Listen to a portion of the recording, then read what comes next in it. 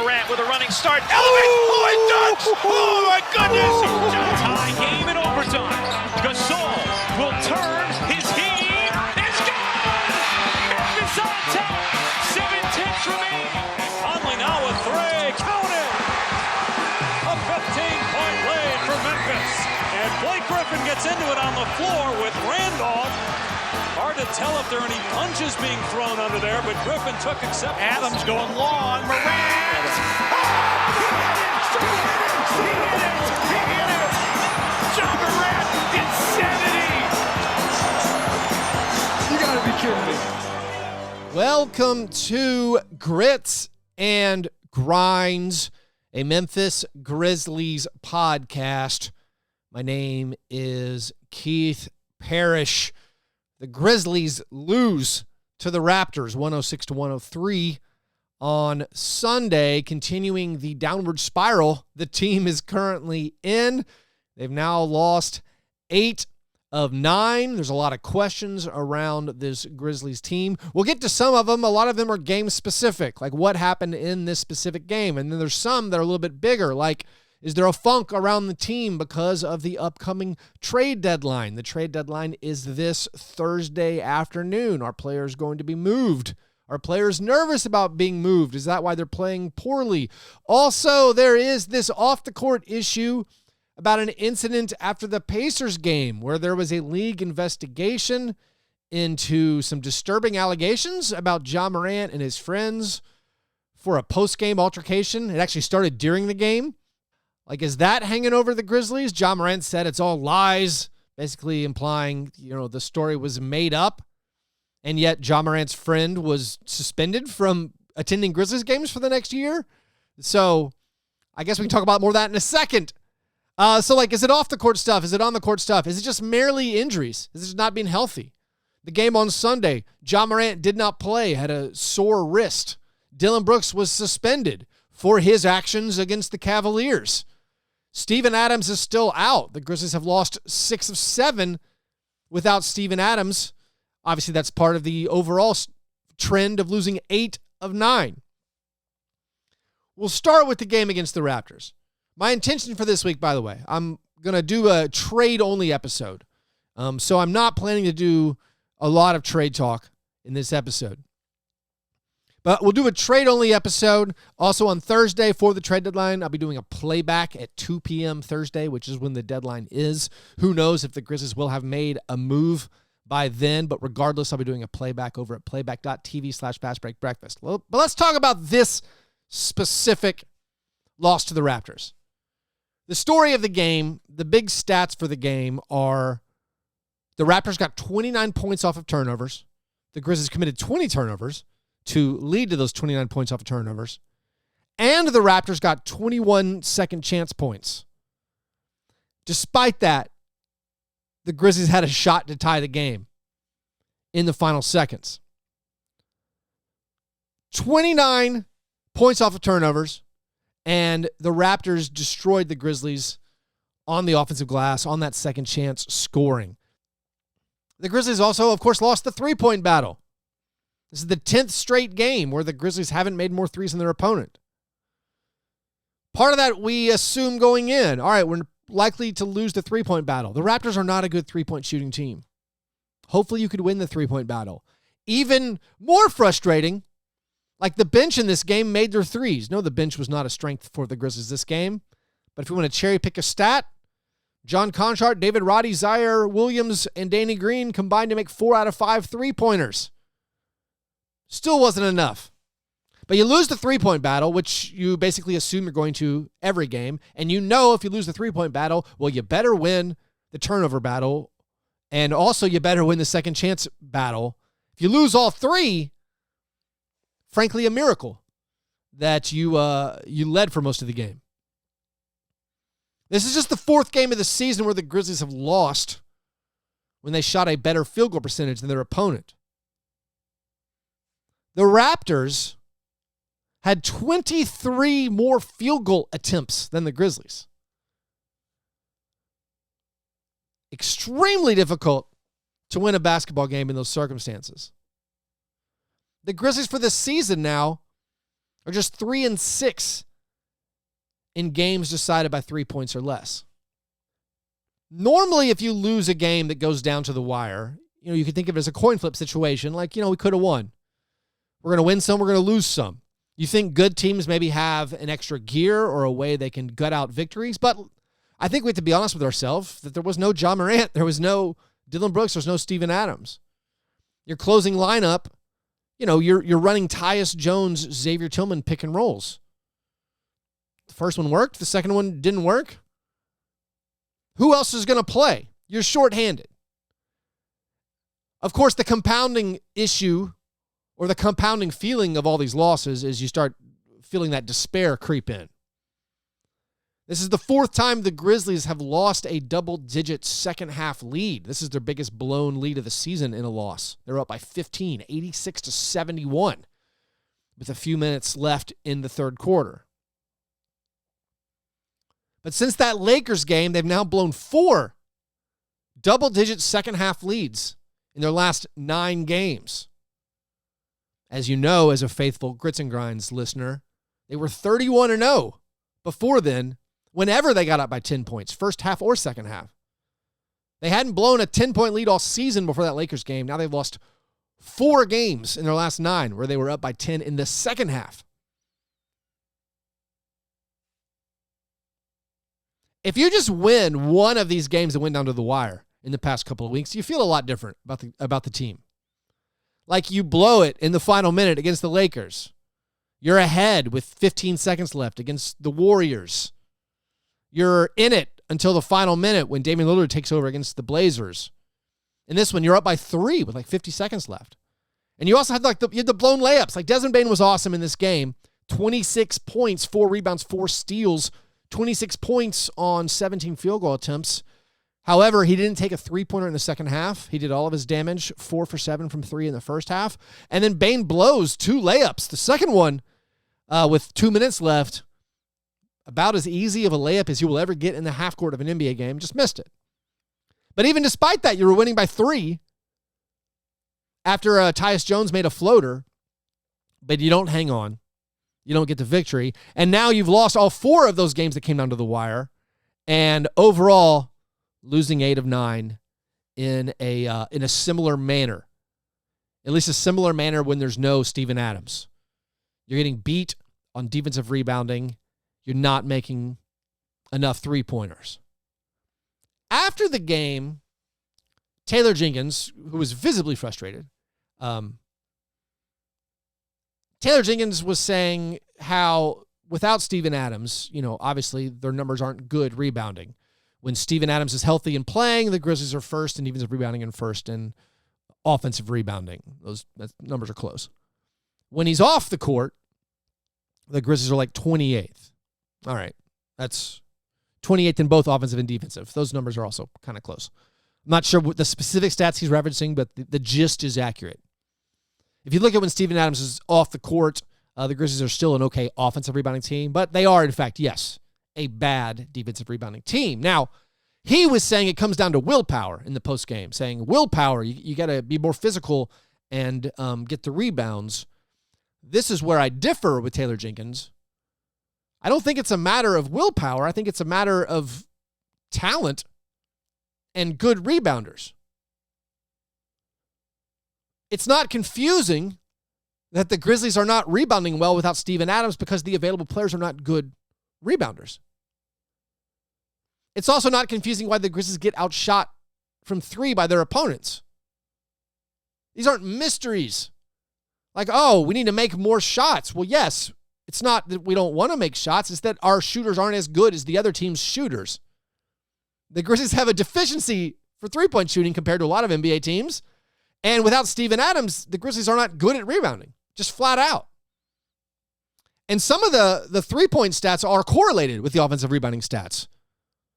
The Grizzlies get good three-point looks when Steven Adams plays. He's not a three-point shooter, obviously, because of his screens and because of his offensive rebounding. Second chance opportunity threes are normally really good three-pointers. They're great looks to have. We saw it with the Malachi Flynn three-pointer at the end of the third quarter. A second chance opportunity for the Raptors. Taylor Jenkins was really mad a few minutes into the fourth quarter after the Raptors get an offensive rebound. It was a tip dunk by Boucher, if I remember correctly. He angrily calls a timeout. Like, let's get a rebound. It's not a mystery that the team that had the 3 tallest players on the court in this situation was getting the rebounds. The Grizzlies played some Brandon Clark as the only big lineups. Those lineups for this season are terrible at getting rebounds. They are, according to Cleaning the Glass, when Brandon Clark is on the court and Steven Adams, Santi Aldama, Jaren Jackson Jr., and Xavier Tillman are off the court, they are in the 4th percentile for keeping their opponent off the offensive glass. It's not a mystery that the Grizzlies are getting out rebounded. If you want to look at the entire roster construction, if you look at the best rebounders on the team based on percentage of rebounds gathered last season, the best rebounders were Steven Adams, Kyle Anderson, DeAnthony Melton, John Conchar. All right, we got rid of 2 of those 4. So we know that Desmond Bane is not a great rebounder. We know Dylan Brooks is not a great rebounder. Brandon Clark, not that great, honestly. Tyus Jones, not a good rebounder. And we're playing all these lineups. Zaire Williams, not a good rebounder. We're playing lineups that have all these guys playing together. A lot of the Grizzlies' problems just this entire season, and it's been a good season. The Grizzlies are still second in the West, despite all these losses. Thankfully, the Nuggets and Kings both lost on Sunday as well. You're not out of it, but one of the reasons that the Grizzlies aren't having the same level of success we were hoping for in the past few weeks is the failure of non-Steven Adams lineups. The up-to-date numbers, according to Cleaning the Glass, when Steven Adams is off the court this year, the Grizzlies are in the 21st percentile in defensive rebound percentage. Now, last year, when Steven Adams was off the court, they also weren't very good, but they were still, they weren't as bad. They were up in the 30th percentile. Overall, one of the failures of this game specifically, yes, again, no Ja Morant, no Dylan Brooks, we're not panicking. But one of the failures of this season so far is the non-Steven Adams minutes and the non-Ja Morant minutes have not been good. They've been unexpectedly not good. That reared its head in the fourth quarter. In the fourth quarter of this Raptors game, the Grizzlies only scored 17 points. A lot was made on the broadcast about the fourth quarter offense. I talked about it some last episode, excuse me. There were stats during this little slump where I was like, oh, the Grizzlies have the worst point differential in the NBA in their last 8 or 9 games. It's a bigger issue than that. For this season, the Grizzlies are 28th in fourth quarter point differential. The only teams that are worse are the Spurs and the Rockets. Now, these stats, you have to kind of use your brain to filter out some of the situations. The Grizzlies still have, I think it's 6 blowout victories, 6 or 7 blowout victories where you still clear the bench. They've also got blown out a few times where they cleared their bench. There was also the Kings game where you lost by 1 million, where you scored 10 points in the fourth quarter with your bench in there. So those skew the numbers somewhat. But for the entire season, the Grizzlies are a great third quarter scoring team, the top third quarter scoring team in the NBA, and then they're one of the worst fourth quarter scoring teams. Some other fourth quarter stats for the Grizzlies. They're worst in offensive rating. They are worst in true shooting percentage. That is, bad field goal percentage plus bad free throw percentage. They're 29th in assist to turnover percentage. They're 29th in overall field goal percentage. They're 28th in turnover percentage. So they turn the ball over a lot in the fourth quarters. They're not making their shots. It's not a good recipe. If you want to look individually at fourth quarter issues, for the whole season, one stat that pops out is Ja Morant's fourth quarter numbers are bad this year. His splits are terrible. 37% on field goals. That's drugged down by 18% on three-pointers in the fourth quarter this year. He's 67% from the line in the fourth quarter. Those are the main individual stats that stick out. Yeah, you're not getting a lot of contributions from maybe your bench. Dylan Brooks' numbers are unsurprisingly not good, although weirdly his clutch stats are actually very, very good. Jaren's fourth quarter stats this year, shooting splits are good. Bane's stats are normal, 45, 40, 85 splits. But the big one, I think, when you look at these fourth quarter stats for why are the Grizzlies having so much third quarter success and so little fourth quarter success, I think the most basic explanation is Ja Morant plays the entire third quarter. He does not play the entire fourth quarter. Last year, if you remember, I believe the last 2 seasons, Ja Morant was one of the highest fourth quarter scorers in the entire NBA. Now, this doesn't explain the problems with the fourth quarter against the Raptors necessarily, specifically, except it highlights how much trouble the bench has had. But for the whole season, Ja Morant averages 10.7 minutes per third quarter and only 7 minutes in the fourth quarter. If you want to fix some of your fourth quarter problems once Ja Morant's healthy, well, you can make your third quarter worse, possibly. Play Ja fewer minutes in the third quarter so he can play more minutes in the fourth quarter. But usually Ja rests at the beginning of the fourth quarter, and the Grizzlies are losing these stats. This is how it ties back into the Raptors game. They're losing these bench lineups, and a lot of that is, in fact, unexpected. This goes back to the Steven Adams when Steven Adams is off the court. Last season, when Ja Morant and Steven Adams were both off the court, the Grizzlies were plus 4.7 points better than their opponent. That's per 100 possessions. Last season overall, 6.2 net rating. When Ja and Steven were both off the court, still a 4.7 net rating. This season overall, the Grizzlies have a 4.9 plus 4.9 net rating. When Ja and Steven are both off the court this season, minus 2.7 net rating. Last year, when Ja and Steven were both off the court, they still, were not murdered on the offensive glass. They weren't good, but they were in their 28th percentile of opponent offensive rebounds. This year, when Steven Adams and Ja Morant are both off the court, they're in the 6th percentile. A 107 defensive rating last year when both those guys were off the court, goes to a 112 defensive rating this year. So we turn our gaze to the bench, and just for whatever reason, you can assign whatever blame you want. The bench success overall has not been there this year. A lot of it is lack of consistency, I think. There isn't a single Grizzlies lineup that doesn't include Ja Morant and Steven Adams this year that has played even 80 possessions together. Against the Raptors, you're just trying out new stuff. You're trying out new stuff because of necessity. Guys aren't available. Because of that, you're rolling out Desmond Bane point guard lineups, which we haven't done a bunch of this year. You're rolling out Desmond Bane, Zaire Williams, Danny Green, David Roddy, and Brandon Clark together. If you want to ask me how I feel about that lineup, I like it just fine. Sounds cool. We thought David Roddy this year could play like the 2 through 4. David Roddy's been fine. Turns out he's not an excellent rebounder yet. Zaire Williams, we all had high hopes for. Zaire Williams has been bad this year. Zaire's career three-point shooting numbers are under 30% now. But like Desmond Bane, Danny Green, Zaire Williams, David Roddy, Brandon Clark, they never played together in an NBA game. We tried it out this game. First half it went okay. Second half didn't go okay. Then you're closing the game with, not your typical guys. Tyus Jones, Xavier Tillman, Santi Aldama, Bane, and Jaren Jackson Jr. It was almost good enough, wasn't good enough. Turns out these lineups are all having difficulties keeping their opponents off the glass. But that Brandon Clark is the only big lineup with Desmond Bane as your point guard. I mean, David Roddy's 6'5". Zaire's tall, but he doesn't play tall. It's a tough ask, and there's no single issue, I don't think. I think the issue, you could say, if you want to pinpoint it, you say roster construction. Rebounding looked to be an issue when Steven Adams is not playing.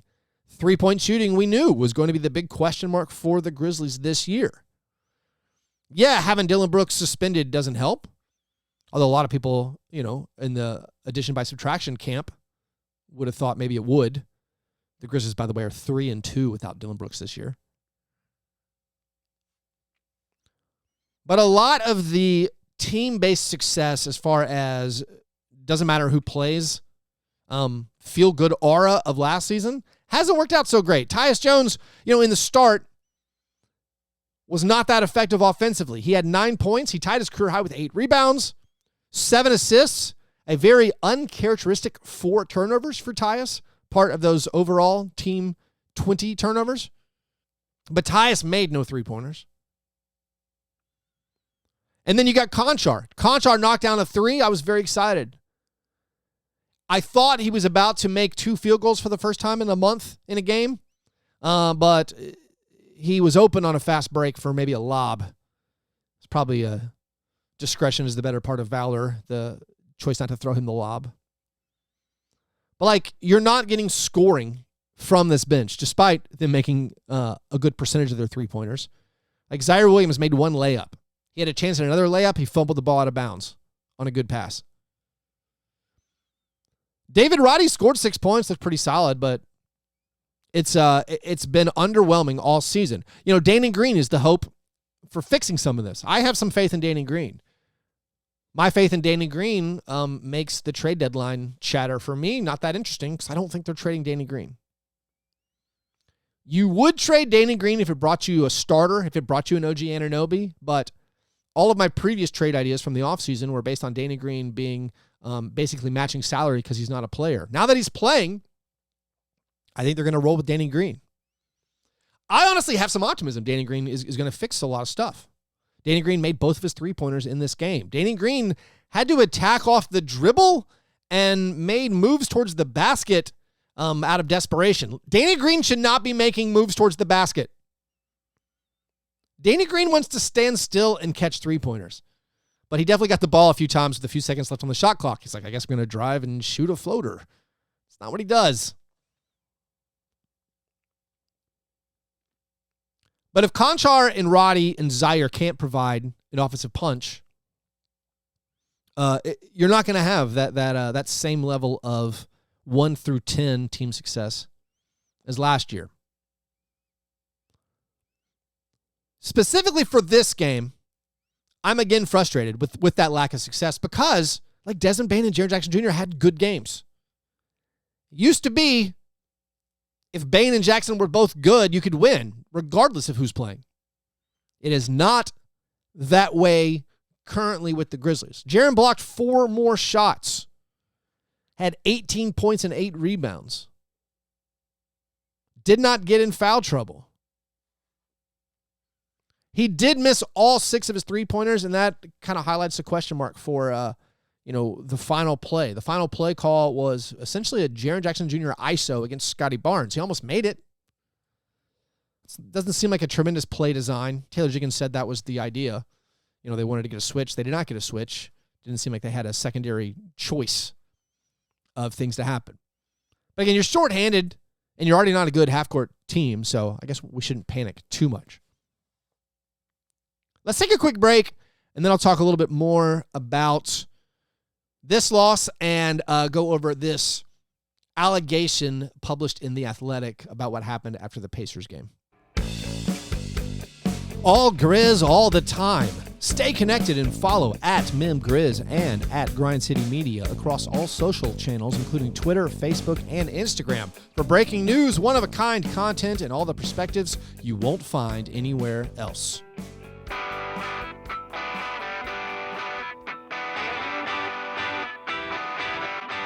All right, a little bit more about the Raptors game before we talk about other stuff. Not everything was terrible in this game. I mean, yes, lots of things were terrible. Basically, the loss, the rebounding, getting dominated in the paint, getting beat at your own game. The Grizzlies generated a lot of steals and blocks. You had the steals from Bane and Tyus, Jaren blocking shots. Santi Aldama had a very nice game there. Xavier Tillman had a nice game. Big picture stuff that was extremely interesting for nerds like me. With no Dylan Brooks, the question is going to be, all right, who starts? I thought maybe Danny Green would start. Actually, I didn't. I thought there was a chance Danny Green would start against his former team. I assumed Zaire Williams would start. We got to get Zaire Williams going idea. No, they did not have to get Zaire Williams going. In a game without Dylan Brooks or Ja Morant, by the way, Zaire played 11 minutes. 11 minutes. Not looking good for Zaire there. But I still thought he might start. Then you think, all right, maybe John Conchar will start. No, they started Santi Aldama at the 3. This is exciting. This is what we hoped for. And Santi got off to an awesome start. Lit it up in the first quarter, finished the first half with 15 points. That's the second most points he's ever scored in a half. The most points he's ever scored in a half is 16, which he did in the previous game against the Cavaliers. He also scored a bunch in that first quarter. Santi did not score in the second half, but I was extremely encouraged by him playing the 3. One weird part about it, and this goes to some of the oddness that I personally find with the rotations, because Santi played the 3 to start, he never played power forward ever in the game.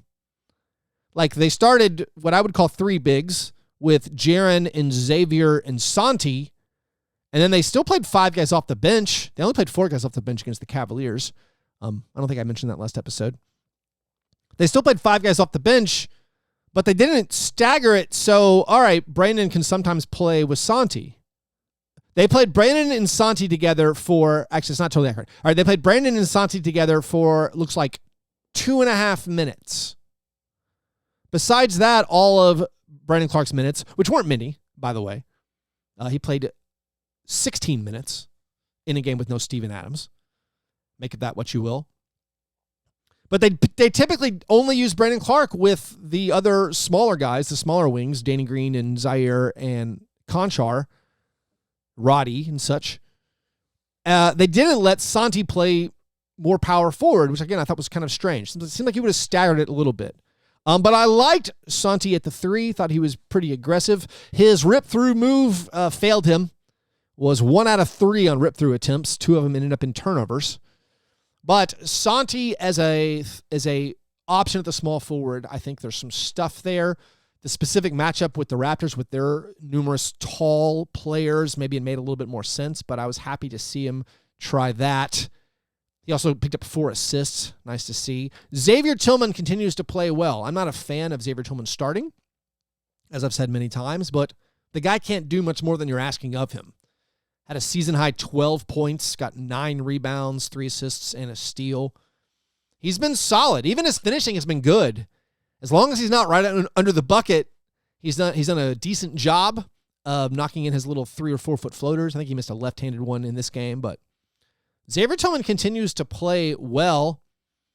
I don't think it's your best option still, but I mean, maybe it is. Maybe I need to let go of my my Brandon Clark and Jaren Jackson Jr. playing together dreams. Did they play a minute together this game? They played 2 minutes together in the third quarter. In a game where Steven Adams isn't available, is it odd to only play Brandon Clark and Jaren Jackson Jr. together for 2 minutes? I think so, yes, but maybe I need to let it go. Maybe I need to give up on that. Perhaps the path forward is Jaren and Xavier minutes. I mean, the Jaren and Xavier minutes were good. They've been good. I mean, here's the trick. All minutes, Jaren plus somebody, usually good. So maybe Brandon's success is more on Jaren's coattails, but I do feel like to unlock the goods of Brandon Clark, vertical spacing, offensive rebounding, athleticism, nice little finishes in the middle, he needs to be paired usually with a shooting 5, which Jaren can do. He also, I think, needs to be paired with like a traditional point guard, which is why I didn't love him playing with the Desmond Bane point guard minutes. I don't know how much like 2-man pick and roll game you're going to do where you have Brandon at the dunker spot where you're going to get that penetration and then the lob to him. I didn't see the players on the court who were going to set Brandon up like that. So I still probably would have gone with Brandon Clark as the starter, but this is maybe one of the dead horses I need to quit beating and just accept what's going on with the Grizzlies rotations. Finally, The Athletic had a report that after the Pacers game, where the Grizzlies rallied from 19 down in the first half, after the Pacers game, there was a post-game incident in the garage near the Pacers team bus. This happened after a in-game situation where one of Ja Morant's best friends, Devontae Pack, got in a shouting confrontation on the court and was ejected. So during the game, like T. Morant and then Devontae Pack were yelling at the Pacers. Devontae Pack comes on the court, is arguing and yelling, and gets ejected from the game. The report in The Athletic, and this is, it's verified. It's not like a it's not just like allegations. There's a lot of truth to it, despite the fact that Ja Morant is saying it's a lie. I wasn't there. Here are the facts that we know. The league issued a statement about this where the allegations are that after the game, Ja Morant's friends were waiting near the Pacers team bus and got in another verbal confrontation. And then the Pacers are alleging that a laser was pointed at the team bus. Pacers team security said it was a gun.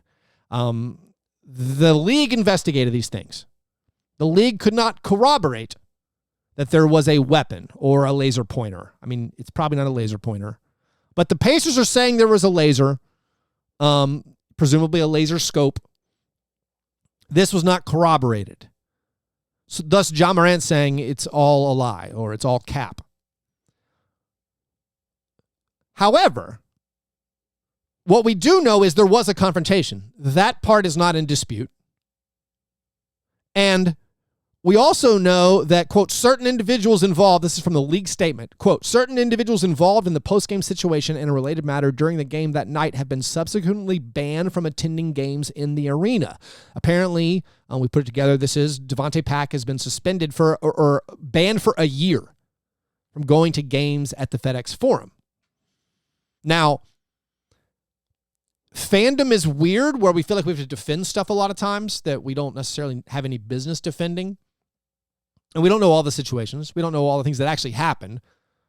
And we see this with like Dylan Brooks. Like, we don't have to defend what Dylan Brooks did in the Cavs game. There's no reason to. We can, I guess, forgive Dylan and cheer for Dylan when he comes back, but like, we don't have to defend it. I'm not defending that play. It hurt the Grizzlies. He got ejected from that game. He was ejected from the Raptors loss, a close loss. Could have used Dylan. Dylan maybe had his best game of the season in the last game against the Raptors. But anyways, this post-game stuff, we don't know exactly what happened. Do I believe nothing happened? No, I do not believe nothing happened. Do I think the Pacers fabricated an entire story to get the league to investigate it?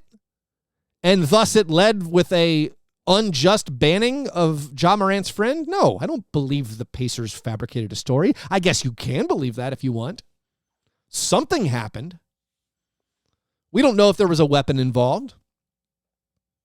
But something happened and it doesn't reflect well on Ja Morant and his associates, and it doesn't reflect well on the Grizzlies. And, I mean, maybe all of this stuff floating around it. Ja Morant alluded to a situation in the Cavaliers game about, hey, there's something going on behind the scenes. I'll speak on it, and if no one else does. Well, if this is the situation, and he spoke on it by saying it's all a lie, I don't find that helpful. It's not all a lie.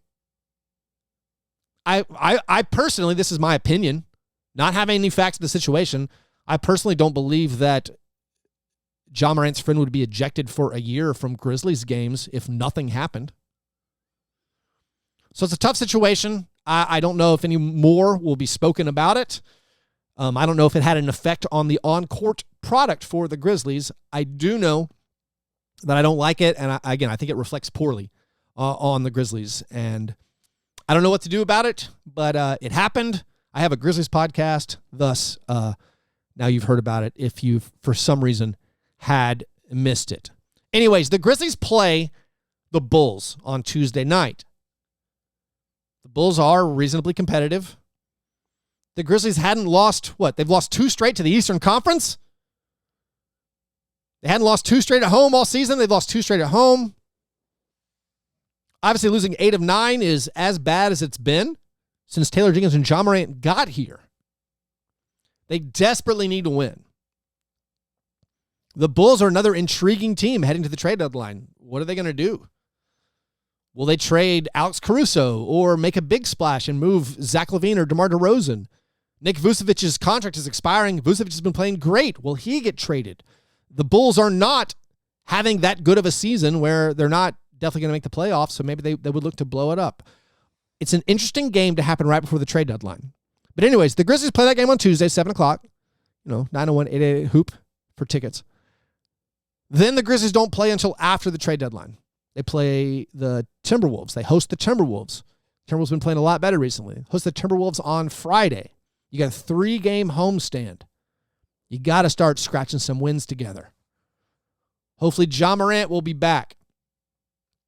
We don't know how long Steven Adams will still be out, but things are not looking good for the Grizzlies, and all it takes is one win. I mean, again, you win 2 of those 4 last-second losses, you're feeling, all right, not great, but you don't feel bad. You lose 8 or 9, you feel kind of bad. And hopefully, obviously, the Grizzlies can turn that around. Anyways, if you have any trade ideas, feel free to send them to me on Twitter. Trade ideas or players you want me to talk about, and then I will try to put together a show talking about some of these trades that could happen. I'll also point out trades I would probably do. And then, of course, I usually always just try to guess what I think will happen, which remains nothing. I think almost nothing will happen. Will the play on the court recently cause something to happen? I mean, it could. If this doesn't do it, nothing will, is honestly how I feel. It definitely seems like the team could use a kick. Oh, also, I should talk about, sorry. It's not a Grizzlies-specific thing, but Kyrie Irving got traded to the Mavericks. The Mavericks are in the Southwest Division. Kyrie Irving has joined the Grizzlies division. I don't know how it's going to affect the Mavs. The cost was kind of steep for their personnel. They got rid of Dorian Finney-Smith, their best wing defender, one of the guys who plays the most minutes on that team. They got rid of Spencer Dinwiddie. Is adding Kyrie and subtracting Spencer Dinwiddie and Dorian Finney-Smith, does that make you better overall? Are the Mavs still going to make more moves to try to get even better? It's an intriguing move. It might make the Mavericks better. I already didn't like the matchup between the Grizzlies and the Mavs. Adding another elite half-court scorer, I find that a little bit concerning. I think when we think about the Grizzlies making trades, one thing we have to consider is what are other teams going to do? Like, if the Clippers pick up a good point guard, do the Clippers pass the Grizzlies as far as how good they are? I think they could. Like, if the Pelicans make a big move, if the Pelicans are the ones that get OG Anunoby, are they going to become better than the Grizzlies? I don't know. Probably not. But, I mean, if Zion gets healthy and they get OG, it's possible. So, like, I'm definitely looking at the Grizzlies as a team I thought had a fair chance to win the NBA title a few weeks ago. You know, a few weeks ago, 538 thought the Grizzlies had the best odds of anyone in the West to win the NBA title. Now you've lost 8 or 9. You're stumbling and bumbling. Your bench lineups are looking pretty bad. You're not performing when any of your main guys are out. And if other Western Conference teams, they feel like the West is open, if they make a move, like if the Suns make a move, the Suns are a very talented squad. They reportedly offered Chris Paul for Kyrie Irving, though. But if the Suns make a move, could they become better than the Grizzlies? I don't know. But I do think you have to consider what your other opponents are doing, and you want to probably get your team better. You never know how many opportunities you're going to get to chase that title, and I feel like the Grizzlies have an opportunity this season. So maybe they will feel motivated to do something to make a move that improves their odds of winning the title this season. But anyways, thanks for listening. Hope you're having a great Monday. I will talk to you soon. Go Grizz.